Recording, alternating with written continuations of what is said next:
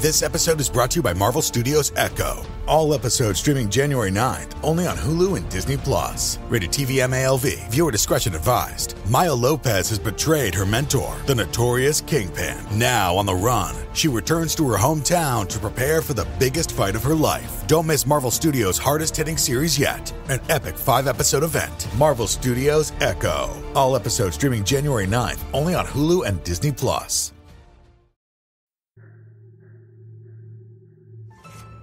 Hello, and welcome to Scare You to Sleep. I'm your host, Shelby Scott. I have two big announcements this week. First is I finally get to announce one of the fun projects I've been hinting at for months. I got to cameo on the chilling new horror podcast, 13. Every month on the 13th day, they're releasing an episode, and I'm in the newest episode titled Dark and Familiar. If you're a fan of shows like mine or No Sleep or Creepy, you'll love 13. Also, I had the honor of being interviewed for the podcast called Podcasts We Listen To. I had so much fun talking to host Jeremy Collins. We talk about everything from how I got the show started to podcasters being the subjects of erotic fan fiction. It was a blast. Thank you again, Jeremy, for having me. You can find both 13 and Podcasts We Listen To on all the usual podcast apps. I'm not going to bore you with too much up top because we have some incredible stories this week. I had so much fun with them. My voice is even going because of them, but you'll see. Anyway, this first one is so good, it's mouth-watering.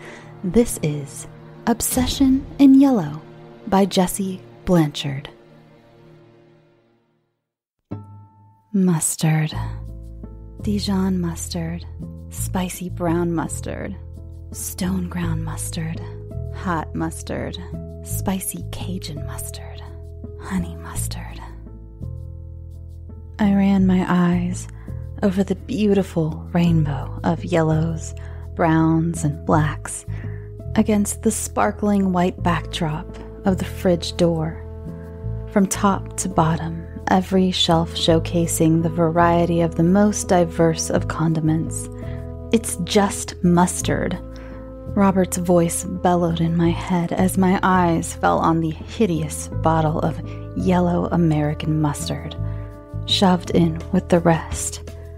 With disgust, I yanked the bottle from the shelf and discarded it. Robert never understood the magic of this sauce. A sauce that could be spicy, sweet, tangy, smoky. He was the only reason I had that abomination in the fridge. Whole grain mustard, Bavarian sweet mustard, Irish pub mustard, horseradish mustard. I was again daydreaming of all the things I could drown, glaze, marinate, or season with that beautifully flavored condiment. Pulled from the fridge, the bag of shoulder meat with blood sloshing in the pointy corners. It glistened red and brown with veins of thick, white fat. It's just mustard. Robert was fat, boisterous, and crude. I got chills remembering his stubby fingers and his tongue lapping up that plain, base yellow American mustard, which had squirted from that white bread bun and cheap meat hot dog. The fatty chunk hit the wooden carving board. I began running my hands over the moist meat and sprinkled it with a pinch of kosher salt. A smile crawled across my face as I massaged the glistening red, and it jiggled. Jiggling. Robert never stopped jiggling his balls. In public and private, there was never an occasion or a situation or a place that could suppress the urge. It was his right, his privilege as an American man. He would make his pants dance no matter the circumstance. I heated the Dutch oven with a drizzle of olive oil, and tingles came over me as the meat sizzled. German mustard, English mustard, beer mustard, deli mustard, mustard with fruit. I grabbed a spirited mustard made with a brandied peach. Cradling the glass jar in my hands, I took a small spoonful to my lips, letting the smell of sizzling meat and the sweet, oaky tang of the sauce mix. The culinary dance had begun. I turned the meat over and began mixing the mustard with some honey, bay leaves, peach puree, marjoram, coriander, and white pepper. I pulled the meat from the ceramic pot, let it rest as I deglazed the pan with peach brandy, and then added some diced shallots and garlic. It's just mustard. So loud. Everything he said had to take over the room noise. Every conversation, if he was in earshot, would be dominated by him. He would stage verbal coups.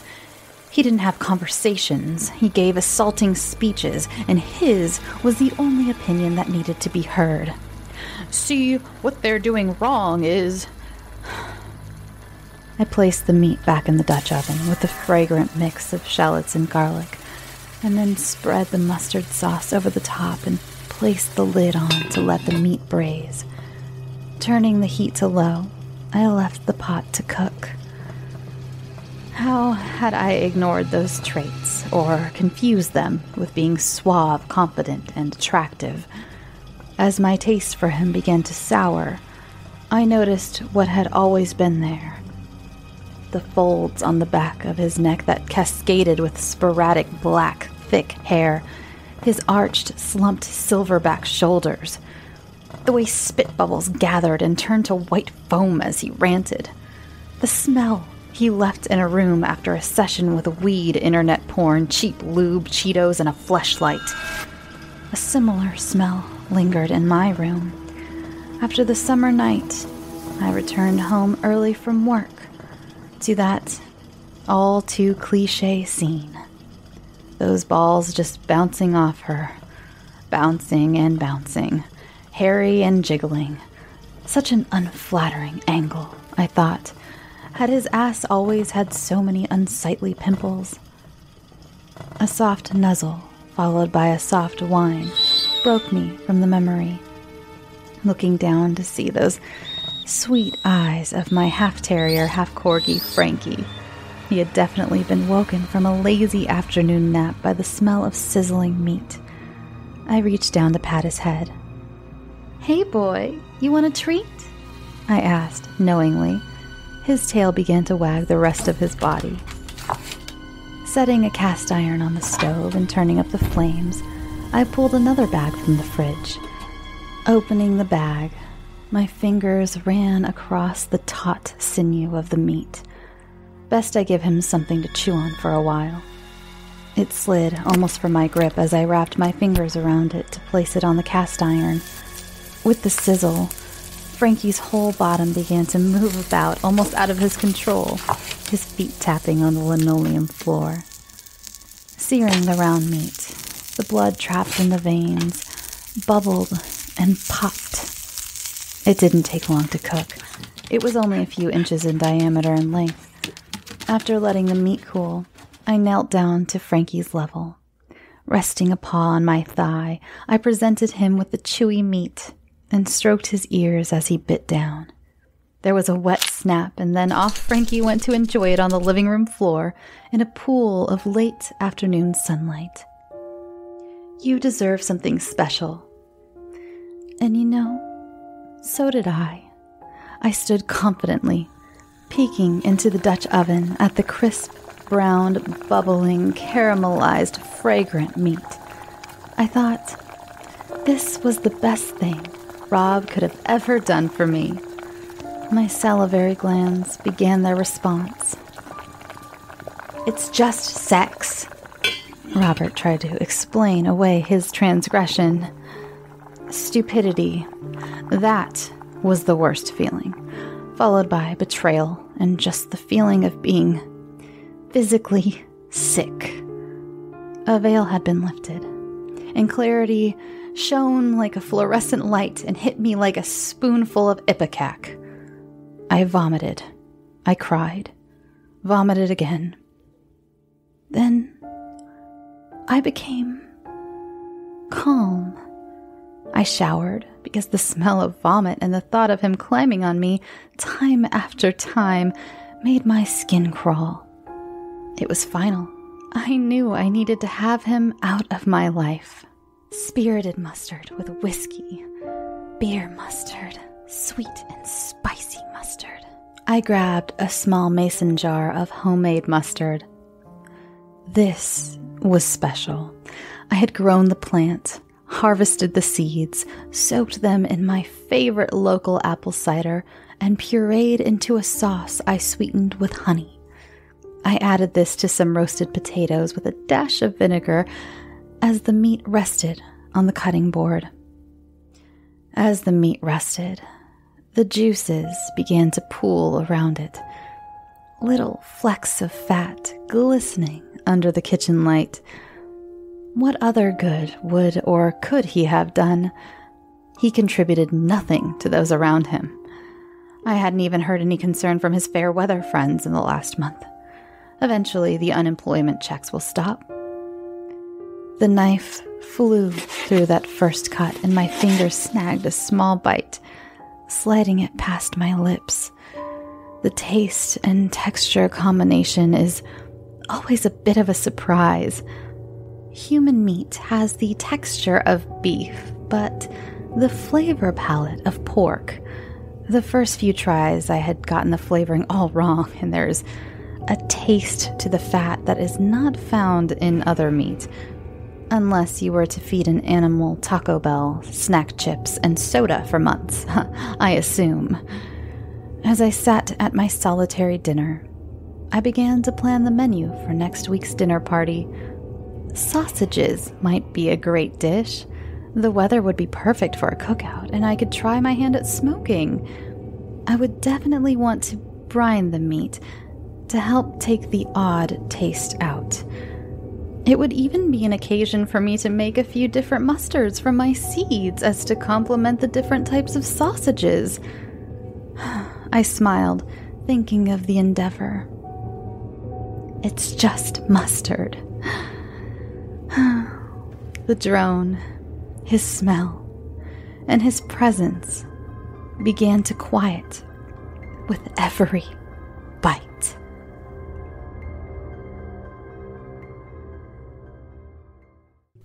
Our next story of the evening comes from Lindsay Hepburn. You remember Lindsay. She sent us Tall, Dark, and Handsome, and my name is Teresa Eleanor Cowell. It's been a little while since she's been on the show. I think, oh wow, I just looked at my email. It's been about a year. Welcome back, Lindsay. So she is back this week with Essential Delivery. And just a really quick trigger warning, it has some mention of animal cruelty, and it talks about the current crisis that is going on. So if you want to skip it, just skip ahead about 11 or 12 minutes just to be safe, and you'll get to the next story. All right, enjoy.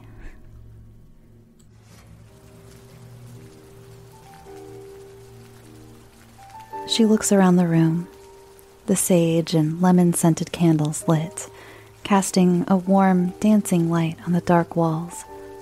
The slight pitter-patter of spring rain hitting the windows in a soothing rhythm. She raises a glass of Pinotage Malbec blend, swirls the glass in the amber light of the candles, closing her eyes and takes a sip. She feels the rich ruby liquid pour down her throat and into her veins, calming her.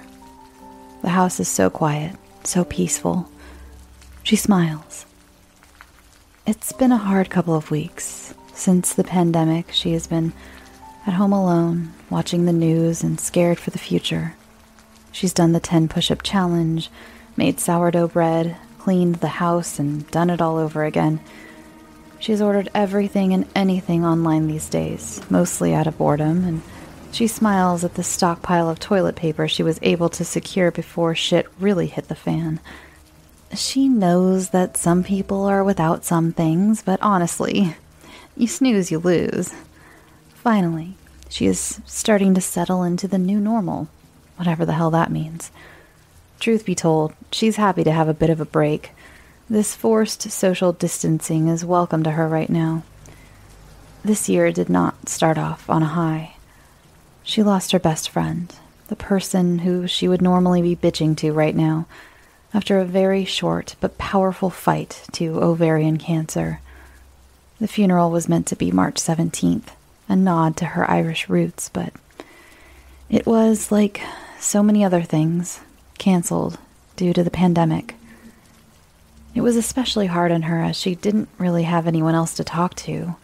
Her parents split when she was 10, and her stepmother, the reason for the split to begin with, is a wretched thing that she refuses to be around, and therefore she has not seen her dad in years.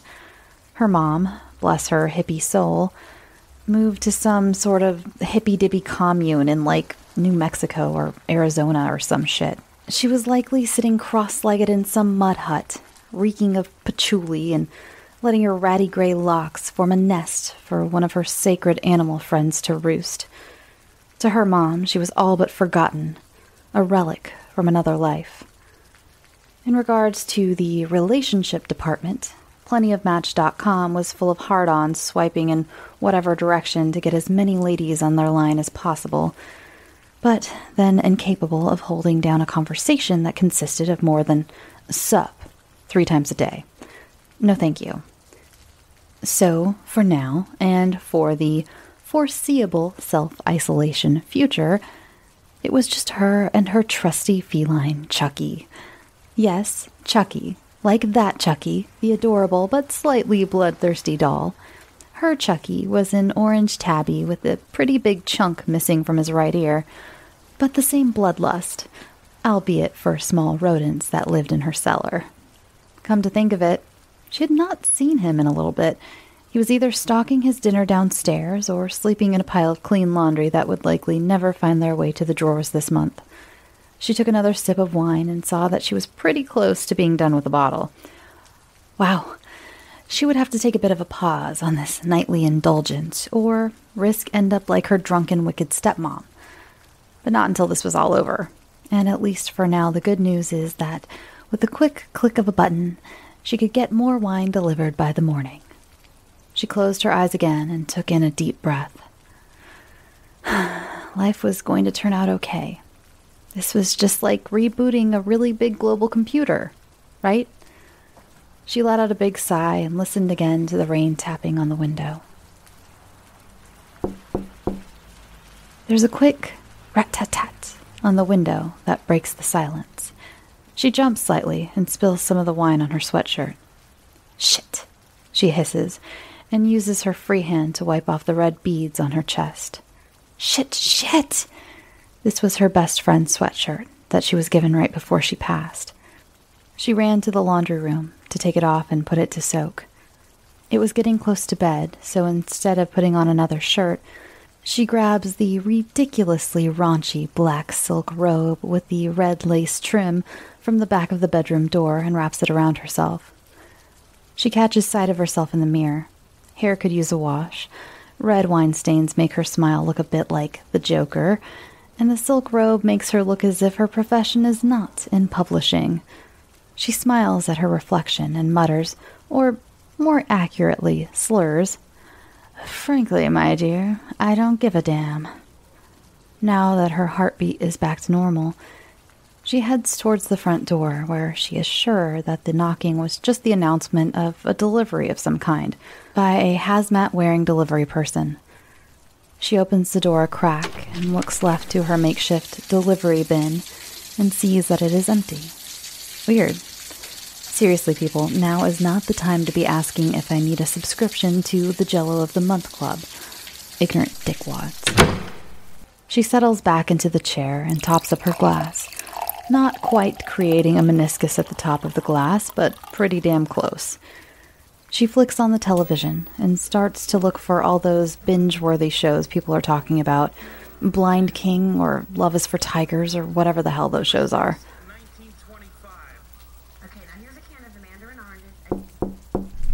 One more time. Thankfully, only the remote is in her hand this time, so no more spilling.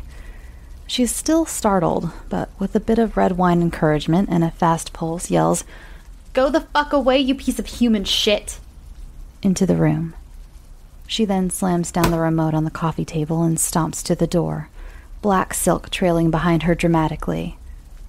She gets to the door, turns the lock, and flings it open, ready to give this person a piece of her mind. She stares into the dark and sees a package for her, Of course, it is not in the appropriate location, a clearly marked bin reading deliveries that only the most incompetent of people could miss, but on the first step, just a bit out of the light and out of her reach. "Your mom's a whore!" she yells into the empty night as she stomps towards the delivery, frustrated. What she finds brings the wine up from her stomach, and it comes streaming out of her mouth and nostrils, and she clutches the railing with both hands. There in front of her is Chucky, or I guess was Chucky. His skin has been removed, and now his orange hide covers the outside of a brown box like gift wrap. The box has been opened to reveal the cheap plastic crap she ordered from the website a few days ago in boredom. The box is soaked through with blood, and a note reads, "I hope you enjoy your essential item." There is a flicker of movement on her right, and she tries to step back inside to slam the door as quickly as she can. But a blood-stained, blue latex-gloved hand reaches out for her and grabs hold of her wrist, not quite being able to get a good grip because of the silk robe. She pulls and twists backwards and is able to slide out of the robe, but loses her footing and falls backwards. She tries to get up and run, but he is inside the house and on her. He is straddling her now and raises a gleaming silver hunting knife high above her and quickly brings it down, hard, again and again, until she can no longer feel the searing pain. Before he goes, he lifts up the carcass's package of Chucky and throws it inside on top of her. He closes the door and uses his antibacterial wipes to clean the outside of the door and his latex gloves. This social distancing and self-quarantining is really making this job easy for him. No one will notice this self-indulgent landfill-adding bitch missing. Not for months. He looks in his bag and pulls out his next delivery. What was once a yappy white oodle-doodle dog now wrapped for delivery for Catherine Dennison at 123 Oak Street. Looks like she found it essential to order a bath bomb making kit right now. Tisk tisk. This isn't essential, Catherine. He grins, one side of his mouth raising slightly more than the other, pulls up his face mask, and continues to walk down the street, making sure to keep 6 feet apart from anyone he sees before he jumps into his delivery van.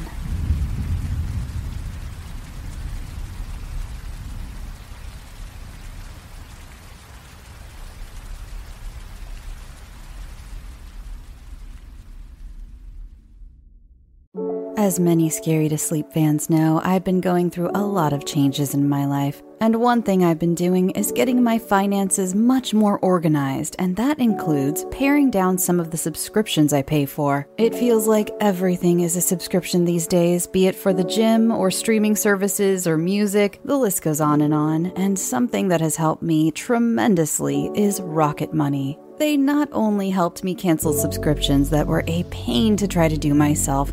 Have you ever tried to deal with some of these companies directly? It's just a headache. Rocket Money also alerts me when the subscriptions I did keep go up in price, giving me the ability to weigh my options and keep those little extras that add up oh so quickly in check. Rocket Money is a personal finance app that finds and cancels your unwanted subscriptions, monitors your spending, and helps lower your bills. I can see all of my subscriptions in one place, and if I see something I don't want, I can cancel it with a tap. I never have to get on the phone with customer service.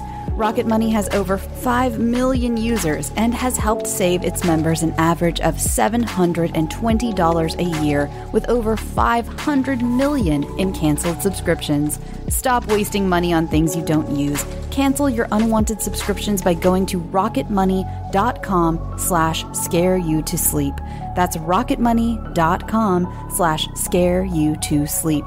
rocketmoney.com/scareyoutosleep. to sleep. And our last story of the evening is by Robert Herr, or Herr. I'm so sorry, Robert. This is called The Hostage.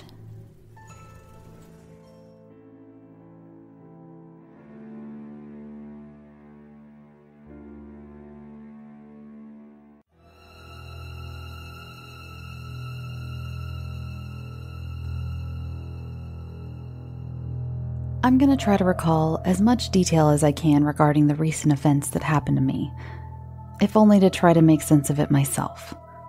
Call it a hunch, but I doubt I'm much longer for this world, so let me get this down on paper before anything prevents this story from getting out.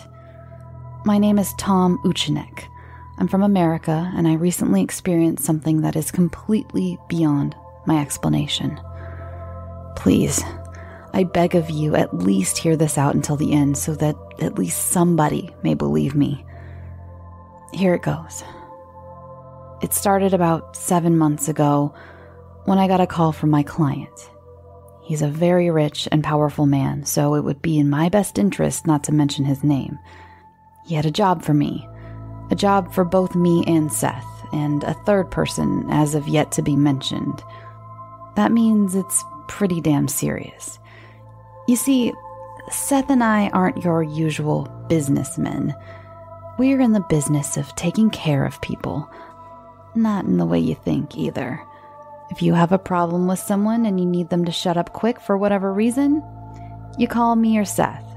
So, again, the fact that both of us got this job along with someone else means that shit was pretty important. My client was unusually vague with this particular assignment. I was to head out to Moscow in a day and meet Seth and the other guy there. A bit weird, I thought, but this was the biggest payday my client had offered me, and of course, how could I say no? Off to Moscow I headed the very next day. Holy shit, it was cold over there. It took a bit longer to find Seth than I'd have liked, but nonetheless, there he was. He introduced me to the new guy. He said his name was Wes. I was never a big fan of introducing new people to our jobs, but those were the parameters. Seth said he knew him from his old neighborhood. He was good in Seth's book, he was good in mine. Trust is pretty important in this business after all. I figured Wes was like everyone else who wanted to get into this lifestyle.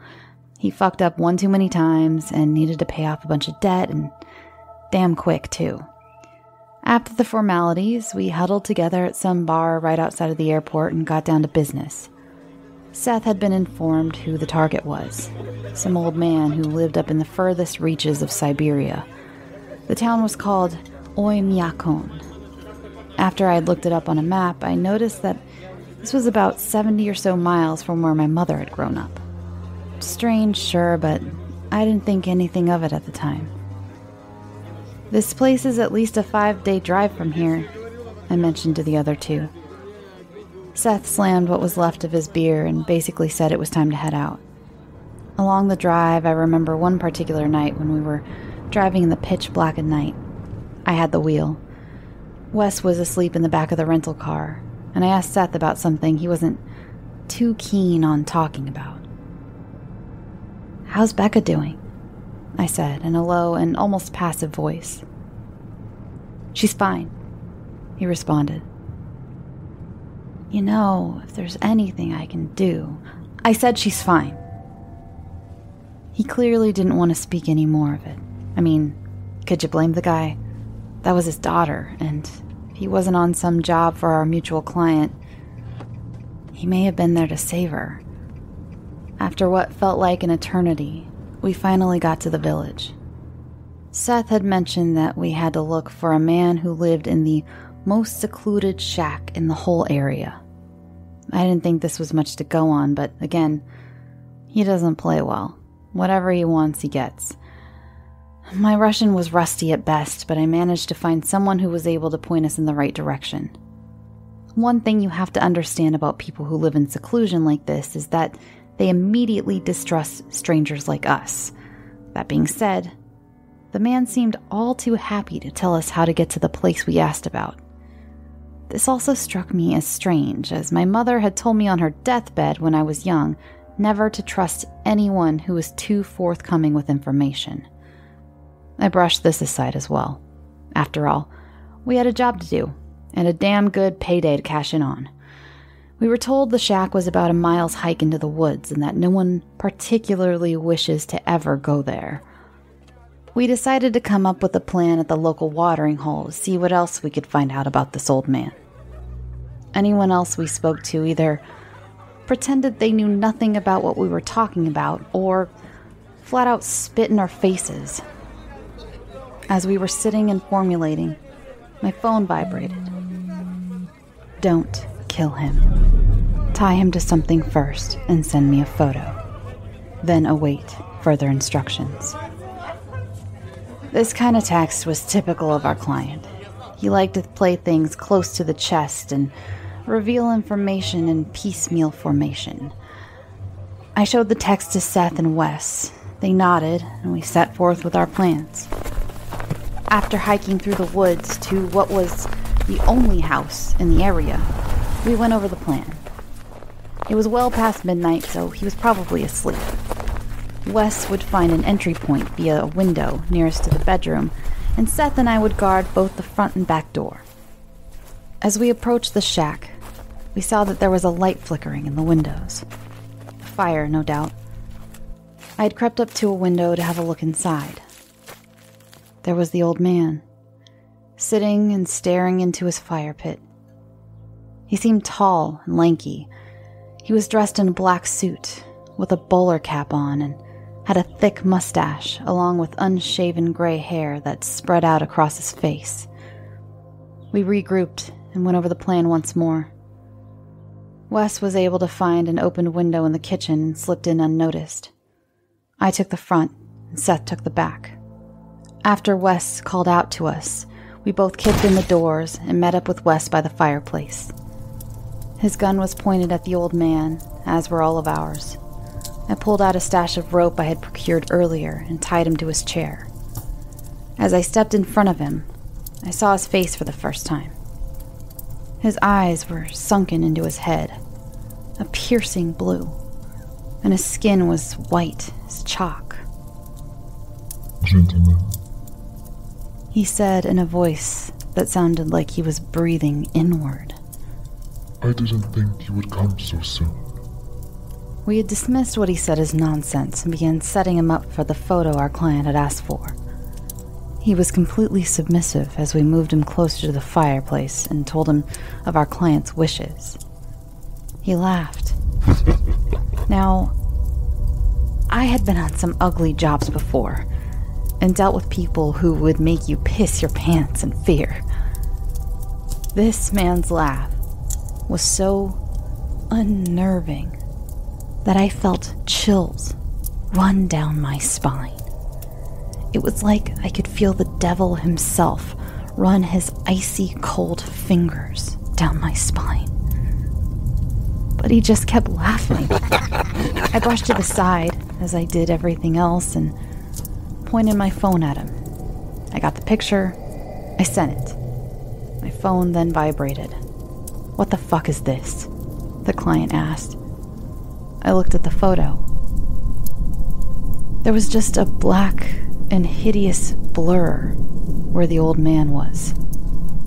"Sorry, sir," I texted back. "Let me take another." I took his photo again. I looked at it this time and saw a black cloud where the old man sat. It filled me with a feeling like I never felt before, of dread and unease. In the middle of that black cloud were two red eyes. I looked up and only saw the old man. Chalk white in his suit and those piercing blue eyes of his. I swear to God, they shot right through me. He smirked and asked me something.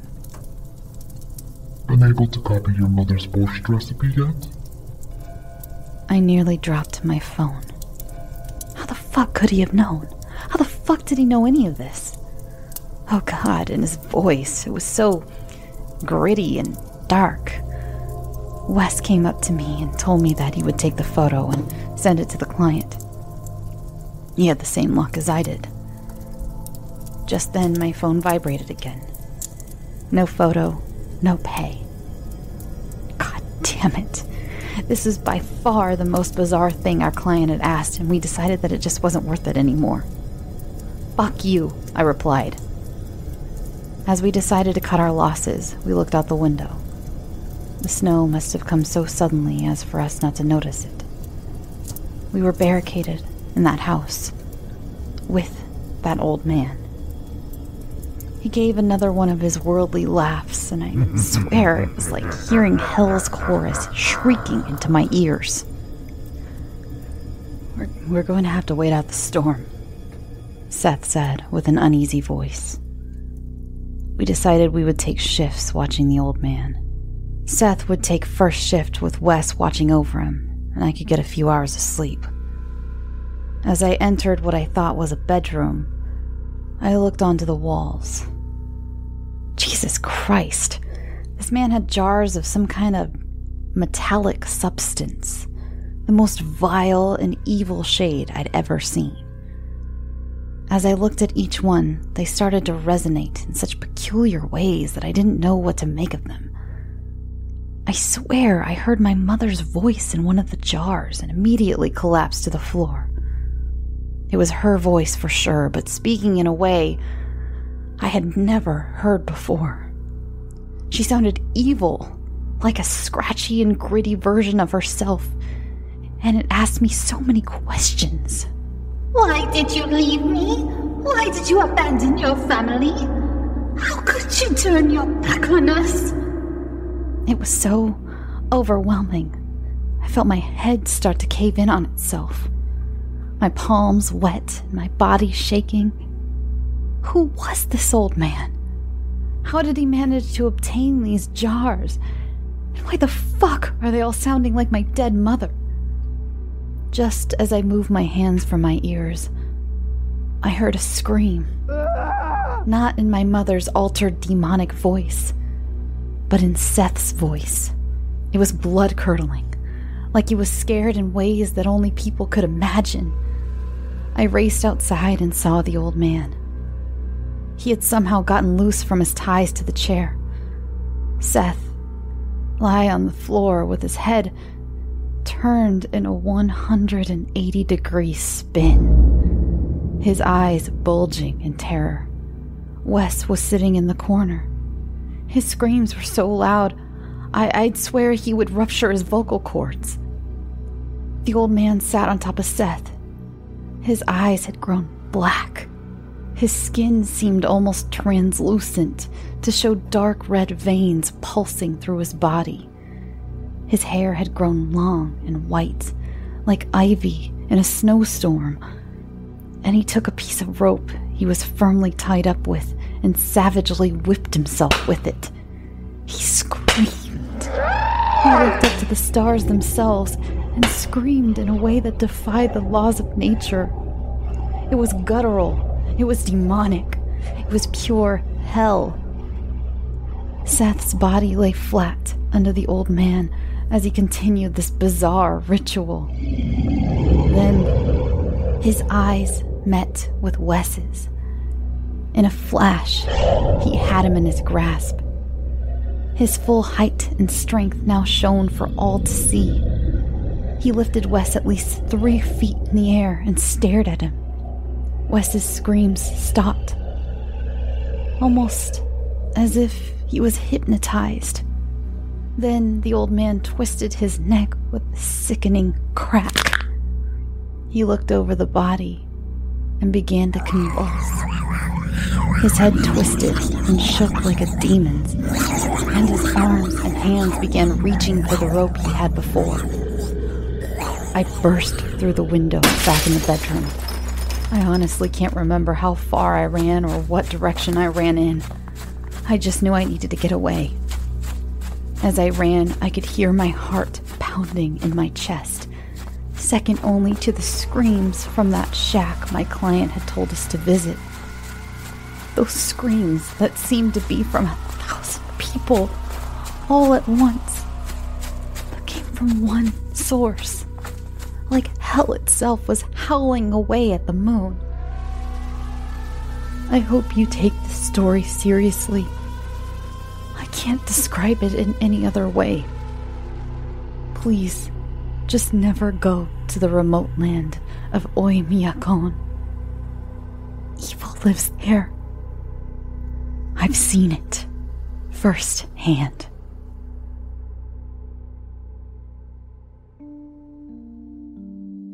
Thanks for listening, and thank you to my sponsors, Best Fiends and BetterHelp. Remember, you can always find links to my offer codes in the show notes.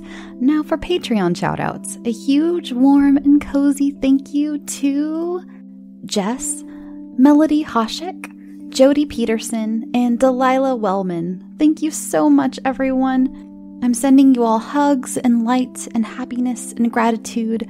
Thank you so much for supporting the show in such a big way. You can follow the show on all social medias. Remember to check out my guest spots on 13 and podcasts we listen to. Now, go get some sleep. Sweet dreams.